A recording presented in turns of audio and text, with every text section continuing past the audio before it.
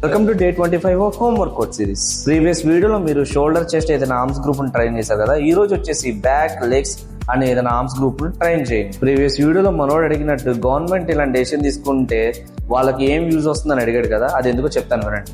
So ఈ average age percentage అనేది ఇలాగే పెరుగుతుంటే పోతే ఉన్న జనరేషన్ ఓల్డ్ జనరేషన్ అయిపోతుంది.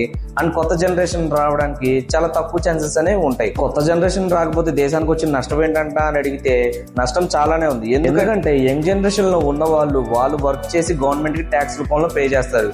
అదే ఓల్డ్ జనరేషన్ ఓల్డ్ అయిపోయిన తర్వాత గవర్నమెంట్ రిటర్న్ వాళ్ళకి పెన్షన్ అని, రిటైర్మెంట్ పెన్షన్స్ అని ఇవన్నీ గవర్నమెంట్ వాళ్ళు ఎదురు ఖర్చు పెట్టాల్సి వస్తుంది. అండ్ మన దేశమైనా స్టేట్ అయినా డెవలప్ అవడానికి యంగ్ టెక్నీషియన్స్ లేదంటే యంగ్ ఇంజనీర్స్ అనే వాళ్ళు మనకు చాలా యూస్ఫుల్ అవుతారు. సో ఈ పాలసీ వచ్చేసి మన కంట్రీ, మన రాష్ట్రంలోనే జరగట్లేదు, బయట దేశాల్లో కూడా జరుగుతుంది. Japan, South Korea, Hungary, Greece లో చూస్తే వాళ్ళది బర్త్ రేట్ వచ్చేసి 1.2 పడిపోయింది.